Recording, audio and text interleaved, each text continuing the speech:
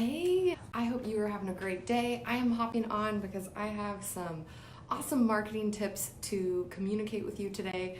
I got Jake on me and Xavier's napping upstairs. So I'm very excited to talk to you today about 4 social media engagement myths. And this topic really gets me fired up. Before we jump into today's training, welcome to my channel, the Parisi Pack. I'm so happy to have you here. My name is Stephanie Parisi and I am the leader of the Parisi Pack. It is my private coaching community on Facebook. I love helping busy moms grow their influence and their profits using social media strategies that actually work. If you like what you're hearing, hit that subscribe button and then hit that bell to get notified when new videos are released. Let's dive into this. You're on social media and you want engagement, but there is a lot of advice out there, and let's be honest, so much of it is crap. I'm gonna probably ruffle some feathers. If you want a different marketing coach, talk to that coach. You don't have to follow me. Let's dive into this while the boys are both asleep and I have your attention as well. So 4 social media engagement myths. Myth number 1, I need to comment on other people's posts so they will see my posts. Myth number 1. Have you been told this? Probably. I've been told this. If you're in a network marketing company, you've probably been told this. This is not true.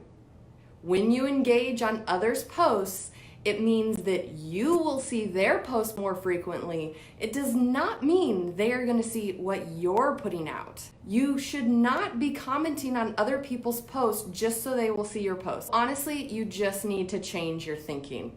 Pure and simple. Stop thinking about comments and start thinking conversation. Stop thinking comments, think conversation. That's the entire point.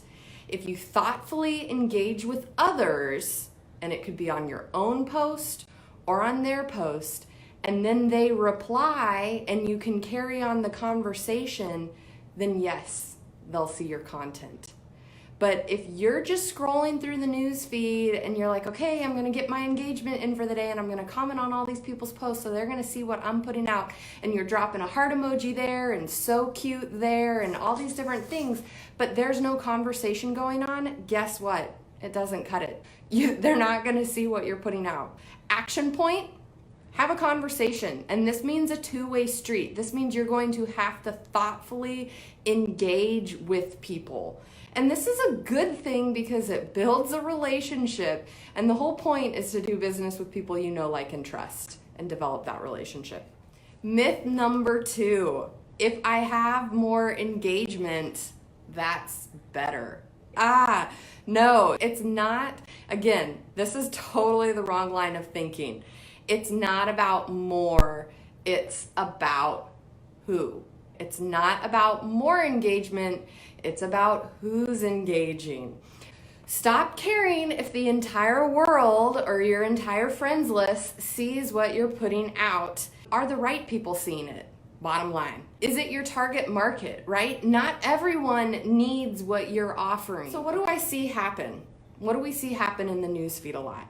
A lot of people are selling the same thing and they're all commenting on each other's posts, and I'm not saying that there's anything wrong with being supportive, but they're doing that in an attempt to boost it in the algorithm. But now you're creating what we'd call like an intranet. Now you have your little groupie and everyone's seeing everyone's stuff, and those are the only people that are engaging on it. Hold the phone. That's not who you want.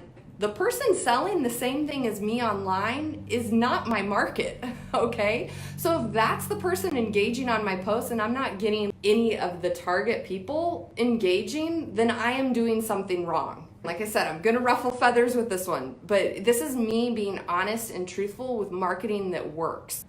How do you get the right people to see your stuff? Well, I just did a 4-week training on this in the Parisi Pack. So if you're not in the community, jump in. It's a video series. Those videos are still available. A quick tip with it is define your target market and put out value, providing helpful solutions to their main pains and problem points. So myth number 3, I love this one. I see this one a lot too. Facebook is old school and dying. Instagram is where it's at. If you're using only Facebook right now, just write Facebook below. I'm just curious. And if you're on another platform as well, and I'm not knocking other platforms, please know that. But I'm curious as to what you're using. So write down like what other comments in the comments, like what other platforms you're using, be it Instagram, WhatsApp, Snapchat, Twitter, anything. I'm just curious. Is Facebook old school and dying out? No, it's not. It's just smarter. It's more aware of spam that's going on. And chances are you're just putting out crap, so of course no one has seen it now. Tough love. Did you know, in case you didn't, did you know that Facebook, Instagram, Messenger, WhatsApp, all of it, it's all owned by Facebook, okay?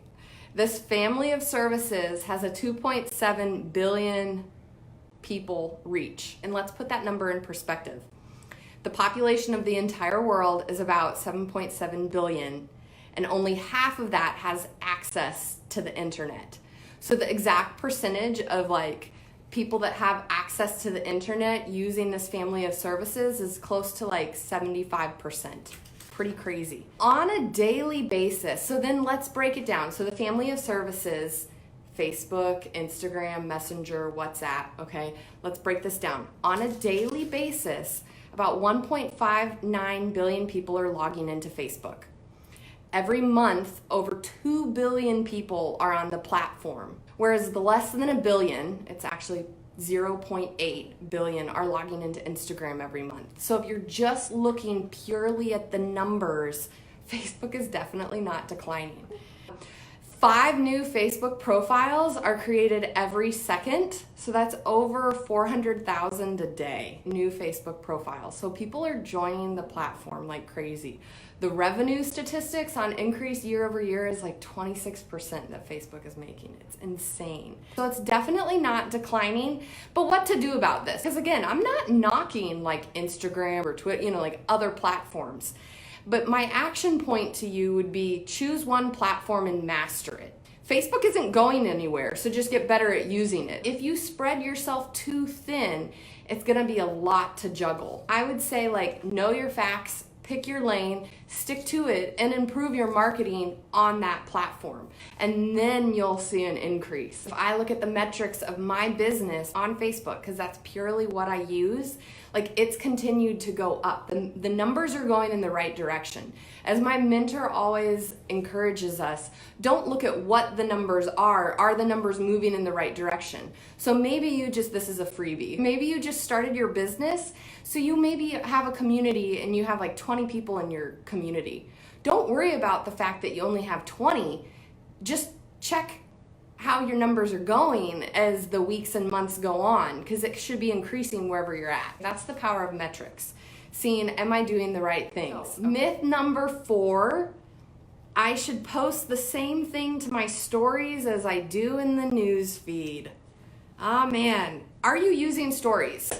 I hope so. Like drop a yes or no in the comments. Let me know. When you post, is it the same in both places? Like are you clicking like, okay, post on stories and post on the news feed? If so, just write same below. And this is where I just want to love on you and say, hey, let's change things because you've been told something. Now again, we're learning together. We're always learning. Let's advance this. Let's debunk the trend of posting the same in both places. What gets great engagement in the news feed might make an awful story and vice versa. For instance, something with a lot of writing. If you have to click more to read it, let's be honest, people in your stories, if you're posting that in your stories, people are gonna be swiping and tapping, meaning they're changing the channel. Not cool, not what you want. You'll lose your story audience immediately. People might even mute you and not even then choose to see your story at all. In stories, you have about 3 seconds to capture someone's attention.